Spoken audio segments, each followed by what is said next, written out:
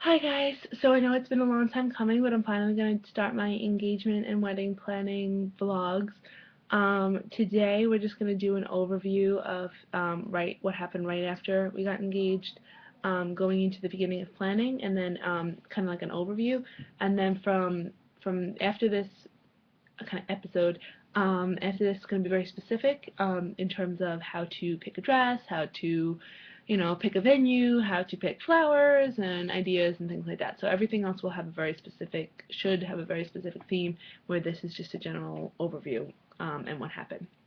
So we got engaged in Disneyland in September of 2012.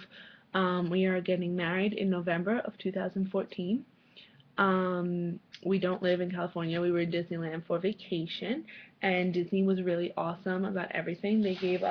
Um, they gave us pins the second we proposed. He got on one knee in front of the Cinderella Castle, Sleeping Beauty Castle, and gave me the ring. And this is the ring. I can't see what I'm showing you guys. Okay, so that's the ring. And they gave us pins. This one said just engaged. We wore them the whole time we were there.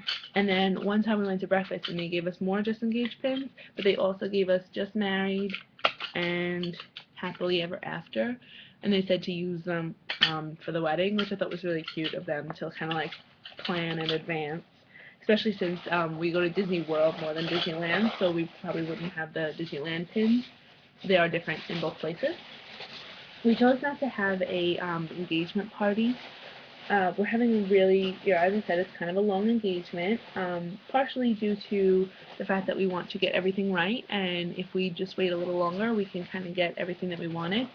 The places that we wanted were kind of booked up for a very long time in advance, and this was the easiest we could do. We both wanted fall. We could have easily done like spring of next year, but we both wanted fall, so we just pushed it one back instead of racing it to be this year. I know everyone's capable of different things, but I wanted to be able to make sure everything was right and perfect. I love weddings and planning. If I wasn't doing what I'm doing, I would probably be a wedding planner. I love like the flowers and all the little touches, and I can already see now that I need the time that I have. It seems really long away. It seems like a long time away, but I do need the time that I have. Not to mention that I also have some family members, including my maid of honor, who are going to be out of the country until just a little bit before the wedding. So it was just more convenient to make it for when we did. So we didn't have an engagement party, but we did have our families got together and surprised us and had like champagne and cake for us, which I thought was really sweet. I saved the like champagne cork. Maybe I'll make like a shadow box or something. And they got us these cute napkins. They also, my mom showed up to pick us up from the airport with balloons in the shape of a. She got me balloons in the shape of a champagne glass, champagne flute, and one that just said like happy engagement. It was really cute. His sisters also got us some presents. He has two nieces and a nephew who will now be my nieces and nephew, and they got me a jewelry box that I could put my ring in, and on the top it says my name, but it says Aunt, which is kind of the first time they ever called me Aunt with my name. It has a picture of each of them on each of the sides, and then a picture of him and I on the front, and it opens to put my ring in it. And it says made with love on this little clasp. And I think that's from Things Remembered. And they also found, and this is so perfect that this even exists, Mickey proposing to Minnie. How adorable. It's Lennox. How perfect is that? It's like so perfect. We do have pictures of us getting, him proposing. However, one of the main pictures was lost. Because that was on a separate. Most of the pictures, it's so crazy. Most of the pictures were taken on the Disney cameras, and we just bought the pictures from them. But they took one picture with his camera that was perfect, and the memory card was accidentally thrown out when we got home. It was in a pile of papers, and it just got put into the trash. It's no one's fault, but it was kind of devastating to me. So that one great picture is kind of gone, along with pictures from us at the beach on the trip and pictures of us toasting champagne at the bar that night, at the hotel, and also at the restaurant in Blue Bayou in Disneyland. So it kind of sucks that those are gone. But we do have other pictures, so look at the bright side. We got some frames. We had a few frames like this that said we're engaged. That's not us, obviously. We didn't put any pictures in it yet. He also got me a present for engagement, which I thought was crazy. But he said, and I'll tell you the story, my grandmother passed away in January of 2012, and this was getting engaged in September of 2012. And she had given us all Visa gift cards for Christmas that year. She said she wanted us to get something we wanted. She had vision trouble, and she didn't want to pick something out that we didn't like. And I used mine after she passed away because I still had it. I used mine as kind of like a last gift from her, and I got myself a pair of earrings that I could wear and think of her whenever. I thought he had used his, and he didn't. He saved it, and he bought me this Belle statue. It's a Jim Shore statue. Because Beauty and the Beast, I told him, was the only movie I ever saw in the movie theaters with my grandmother. She's my favorite princess, and also it's Autumn Belle, and we're getting married in the fall. So this is kind of like a gift from my grandma because it was from the gift card that she gave him. So I kind of cried like a crazy person when he gave me that.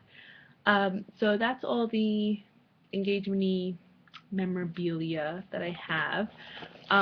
As soon as we got engaged and started thinking about when to have it, we started picking a day, and we thought, October was too close to Halloween, and he works with a very odd schedule. He works in sports, so we had to kind of wait until there was like a slower period for that. And I'm applying to doctorate programs. I'm finishing my master's right now and applying to doctorate programs for the fall.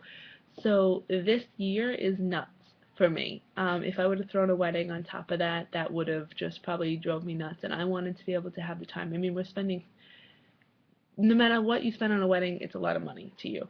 Because it's not the normal like what you'd spend. It's not your bills and your expenses. It's something above what you normally would spend. So we're spending within our means. However, it's still a lot of money when you think about it. So if we're going to be spending that much money, I'd rather have it perfect. I'd rather have it, or as perfect as possible. I know nothing's 100% perfect. But like I said, I have family that's not going to be in the country. I'd rather them be there. I could wait a few months. I want it to be fall, so I'll wait to be fall. I wanted to have, school a little settled down and stuff like that, and I will. So I think we picked a good time. We've got a lot of comments about it being too far away, but we also have to move in to a new apartment sometime in the next, before the wedding. Plan the wedding, book the wedding, all that stuff. I have to do a lot of school stuff and just get everything set. And trust me, we're in New York. A lot of places were booked well in advance. The day we originally wanted was actually booked, and we had to go a little later. So after we picked a date, we started looking at places. I started by looking online. I emailed each place and let them know. We kind of drew up a tentative guest list of the kind of people we'd invite. Obviously, if it's 2 years out, you don't know exactly who you're going to invite. There might be people you don't talk to anymore. There might be people that you start talking to that you don't even know yet. Like I just got new coworkers, and who knows, they might be there, they might not. That's something you have to kind of account for. So we made a tentative guest list. And we, put all the people, put all their plus ones, and just kind of got an idea of our head count and started with that. So our head count was, I think, like 170 or something, but but most of the places around here had minimums and maximums and things like that. So we kind of went with that. Our guest list is 160, 170, but when we pared it down to who we think will actually be there, it was more like 110. So, because there's some people who might not be able to travel, might not be able to get in, things like that. So, we're looking at around 110-ish. We looked at all the places. We had a really hard time finding a place that would give us a minimum that low. Like I said, it's New York. There's a lot of really big wedding places. So yeah, I emailed all the places first before going on a tour, asked them any pricing information they can give me, if they had the date available, what their minimums, maximums, any weird rules they have, what's included, if they could send a menu, pictures. We weren't sure if we wanted to have a church ceremony or a ceremony on site, so we had to ask them questions about fees and things like that. I got a ton of responses back, and I was able to weed a lot of them out right away. I recommend that if you're planning your wedding, make a special email just for wedding correspondence, because you will get flooded immediately. Especially like once you sign up for the knot, all of a sudden you're getting tons and tons and tons of stuff. I signed up for the knot. That is how I found a lot of the venues. Some of them I just remembered from, what's in my area. So some of them I wanted to go, a little out of our radius. We had like a 25 to 30 mile radius that we were looking in at first, and pricing. So I got a lot of ideas from the Knot, from WeddingWire.com, from word of mouth recommendations, even like on Facebook, seeing people going to weddings and just saying, okay, where was that wedding? Kind of hunting them down. So that took about 4 months. So that's why I'm happy we have the time we have, because we went on so many tours of places, and there were so many places that told us, oh yeah, we'll accommodate your wedding of 110, not a problem. And then we get there and they say, well, we could do your 110 wedding if you do it on a Sunday at 9 a.m. But if you want to do it on like a Saturday or Friday night, you have to have 250 people.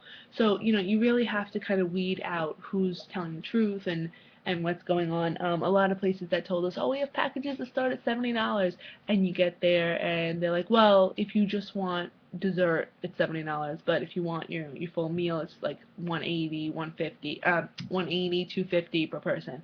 We were quoted at one place $375 a person, and it was probably one of the smallest menus we had seen of any of the places. When you go to each of these places, you're going to get pamphlets, and we're in New York, not in Manhattan, but we're in another borough. We looked at places in Manhattan, we looked at places in Jersey, we looked at places in Long Island, we looked everywhere. Brooklyn, everywhere. Staten Island, we looked literally everywhere. So when you go to the places, you get like a folder usually, and it'll have like menus in it, and you look through what it includes. This particular one was held in a hotel, so it had all the information on the hotel, and then the cards for people. This is actually the 375 one. And then like this one was in Long Island, and they'll show like pictures of the place and what the weddings look. I loved this place, but it was just too much, way too much. This was like double our amount. And then like what they include and stuff like that. So you get all these brochures, you write it down, you ask all your questions. We generally ask, minimums and maximum of people, any extra fees, who do you have to tip at the end of the night, your maitre d', your head waiter or waiter captain, your bartenders, things like that. I'm going to do, I think, judging by what I'm even like rambling on right now, I'm probably going to do a full video on picking your venue. But just, yeah, we went through a hard time finding a venue. We did finally found a place. We finally found a place that I absolutely love. We're having the ceremony there. I'll show you pictures when I do that other video. I love everything about it, the design, the food, the price, everything. And it wasn't the cheapest and it wasn't the most expensive. It was right in the middle, and it had everything we wanted. So once we picked the place, I already had an idea of what I wanted. I knew the colors I wanted. I wanted eggplant purple as my main like bridesmaid color, but I didn't know what I wanted to do with it, and I didn't want like a theme, because I feel like a theme can end up getting too cheesy too quick. So I kind of went with more of like a concept, which I know sounds a little foofy, but I wanted like a feel of something rather than an overwhelming, just like this is what the theme is, this is what the theme is.